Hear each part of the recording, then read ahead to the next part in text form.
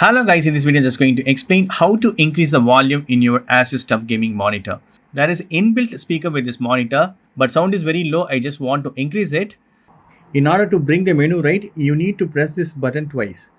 So 1 and 2. Then you can see the settings.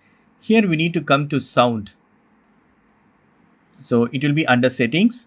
You need to come to sound, then choose sound, use right arrow or press the menu button. Okay, then sound. By default, the volume is set to 50%. I just want to increase it. Then press menu button or move right arrow and you can increase it. Use up arrow to increase it. Up to 100 you can keep it. Now it's set to 100. So that's it friends. This is the way you can increase the volume in ASUS TUF gaming monitor. That's it. Hope this video is very much helpful. Thank you so much for watching. Please put a comments and feedbacks and media forms. Thank you. Bye and take care.